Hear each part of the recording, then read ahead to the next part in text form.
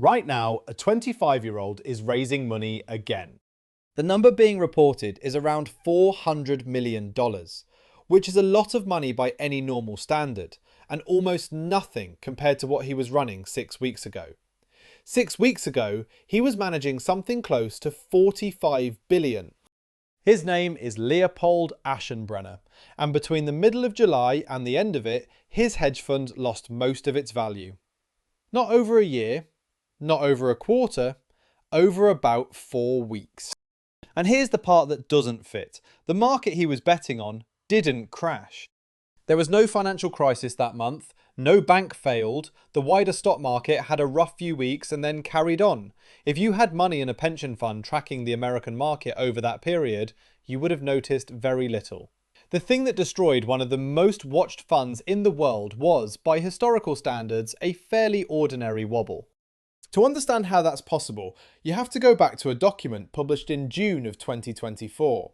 Because the fund didn't start with money, it started with an essay. I want to be careful about something before we go any further, and I'd rather say it now than bury it. Almost nothing in this story has a primary source. Situational Awareness is a private fund. It doesn't publish accounts. There's no regulator's report, no court judgment, no set of filed statements confirming what happened inside it. What exists is reporting from Bloomberg, CNBC and the Wall Street Journal, and nearly all of it rests on unnamed people described as familiar with the matter. That's not nothing. Those are serious newsrooms, and the accounts agree with each other. But it isn't the same as a document with a name on it, and this channel's whole promise is that I tell you which one you're getting. So every figure you hear from here on is attributed reporting unless I say otherwise. There's one exception, and I'll flag it when we reach it. I also want to say plainly that nobody has accused this man of doing anything wrong. No regulator has alleged misconduct. No investor has sued. Losing money is not a scandal. It's the job description. What's interesting isn't that he lost, it's the mechanism by which he lost, and where else in the economy you've seen it. In June 2024, Aschenbrenner published something called Situational Awareness. It ran to more than 160 pages.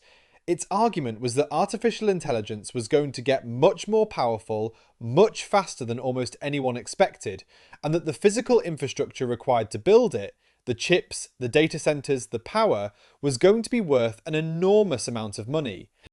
He was 22. He'd graduated from Columbia at 19, top of his year, in economics and mathematics. Before that, he'd been at the university at 15.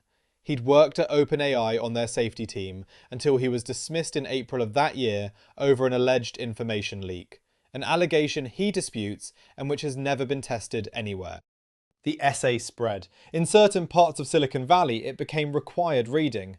And then he did the thing that made this a financial story rather than a technology one. He raised a fund to bet on his own argument. The structure was simple enough to explain in a sentence. Buy the companies that build the machinery of artificial intelligence. Sell short the companies that artificial intelligence would make obsolete, particularly software firms. It worked spectacularly.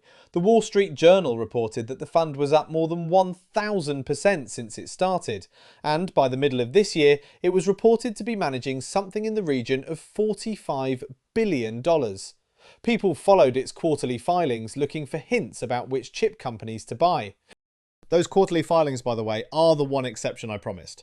American funds above a certain size have to disclose their public shareholdings to the Securities and Exchange Commission every 3 months on a form called a 13F. Those are real documents with a real name on them. They tell you what was owned. They don't tell you how it was paid for. And how it was paid for is the entire story. According to reporting from CNBC, the fund was running leverage of up to 400%. Other reporting put it at roughly 4-to-1. I can't verify either figure independently, and neither can anyone outside the fund. But let's take it at face value for a moment, because the arithmetic is worth doing slowly.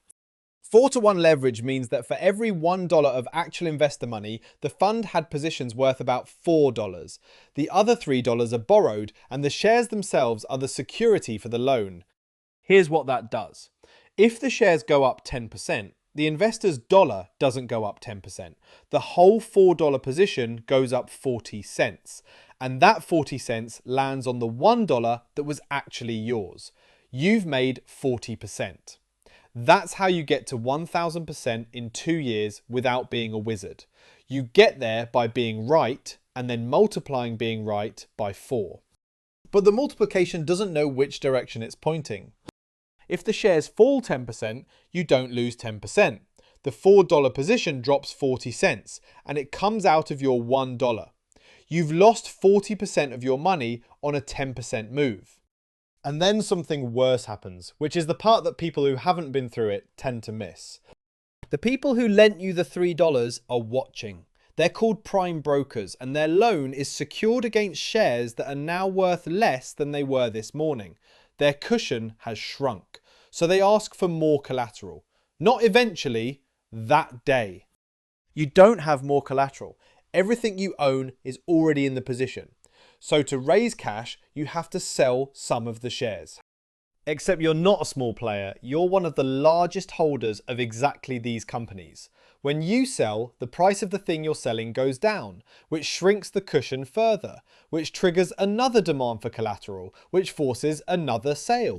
That loop has a name in the industry. It's a deleveraging spiral. And once it starts, it doesn't particularly care what you think the shares are worth, or whether your thesis about artificial intelligence was correct, or that you are demonstrably the cleverest person in most rooms you walk into. It runs on collateral, not on being right. CNBC reported that this is broadly what happened in July. Semiconductor and infrastructure stocks that the fund held, names like SK Hynix and CoreWeave, fell sharply. Margin calls followed. Selling followed the margin calls. By the end of it, according to Bloomberg, the fund's assets had fallen to around $10 billion, down from that $45 billion peak. The economist Aswath Damodaran, writing publicly on his own site, calculated that the public equity holdings lost more than 2/3 of their value over about 4 weeks. And the buyer, in the end, was Ken Griffin's Citadel, which agreed to take the public share portfolio off his hands. At a discount, obviously. That's what you get when everybody knows you have to sell. Now here's where I'd ask you to change the frame you're watching this in.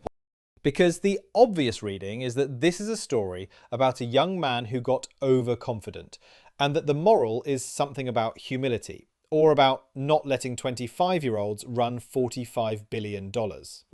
I don't think that's the story. I think that reading lets you off too easily, because it makes this a story about him.